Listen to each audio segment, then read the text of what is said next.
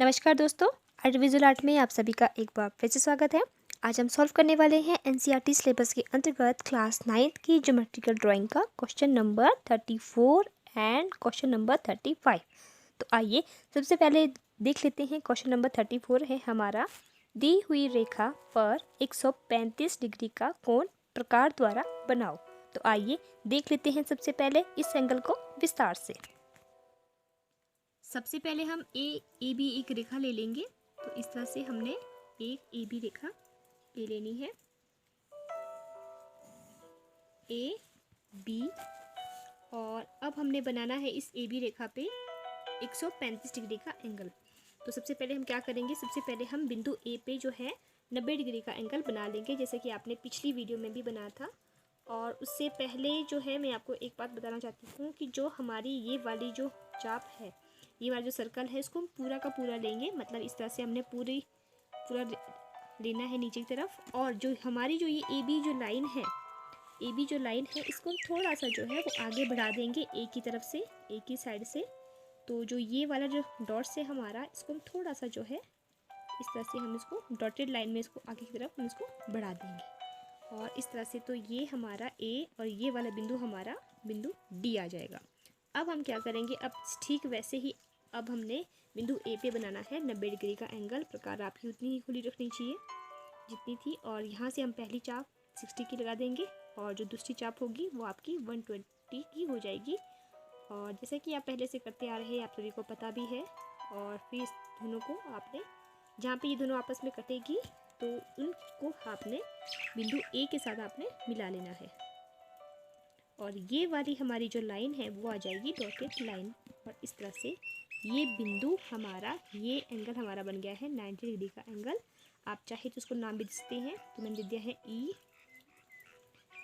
F G, और इसको मैंने एच दे दिया है नाम, और इसको मैंने आई नाम दे दिया है यहाँ वाले को।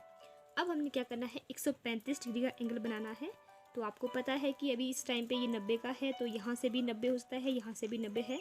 तो 135 का जो होगा वो 90 से इस तरफ होगा। तो 105 का 120 का ये है।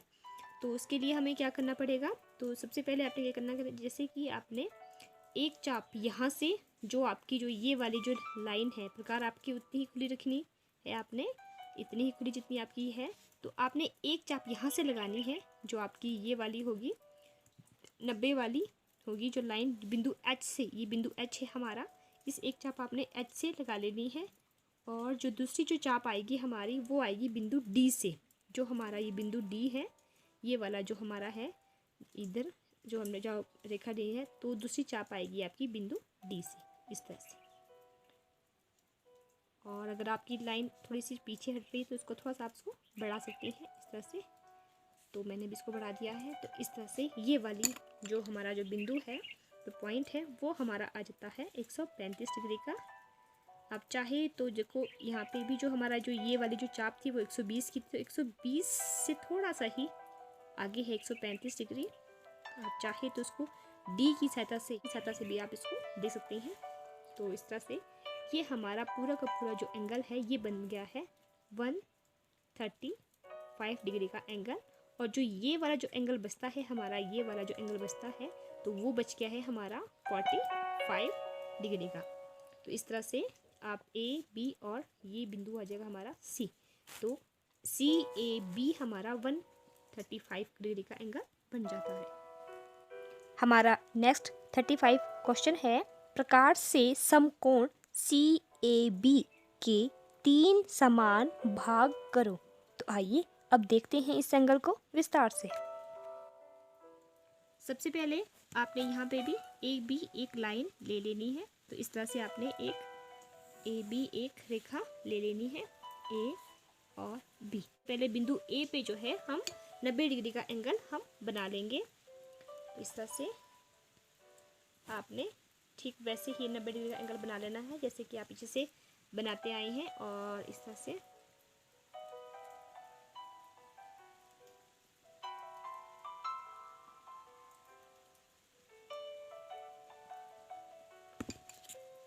और जहाँ पे ये दोनों चापें आपस में करती है उसको हम बिंदु ए के साथ, और ये वाली जो लाइन है हमारी, ये हमारी जो है वो डार्क लाइन आ जाएगी। मतलब एकदम से सीधी। ये क्यों आ जाएगी? क्योंकि ये है हमारा सी, CAB, ये हमें क्वेश्चन में दिया गया है। ये 3 चीज़ें CAB, ये हमें एक समकोण हमें कहा गया था, तो समकोण के लिए हमने जो है 90 डिग्री का एंगल हमने बना लिया है। E, आप चाहे तो इनका नाम दे सकते हैं E, F, G और H।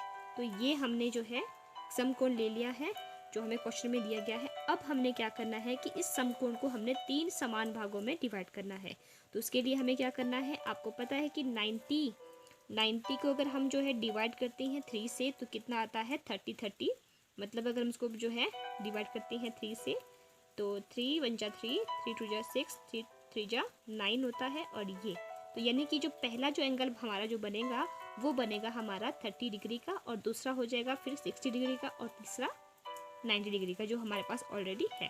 तो इसके लिए सबसे पहले आपको पता है कि 90 का हमें पता है, 90 का हमें दिया है, और 60 का आपको पता है कि 60 का एंगल ये वाला होता है। तो आप ये वाली लाइन भी आप इसको डार्क कर सकते हैं। जो आपकी पहली चाप होती है आपको पता है, तो आप इसको भी आप पहले ही डार्क कर सकते हैं। तो ये वाला भी हमारा हो गया है, मतलब ABC, और ये वाली हमारी D आ जाएगी, ABCD।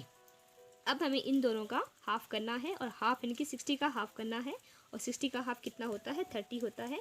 आपको पता है, आपने इससे पहले भी एंगल किया है, तो आपने प्रकार उतनी ही खोल रखनी है।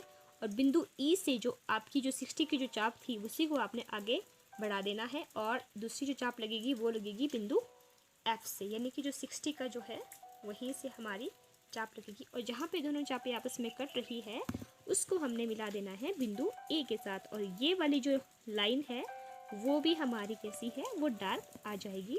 तो आपने ये भी लेनी है। तो ABCD, और इसको मैं नाम देती हूँ E।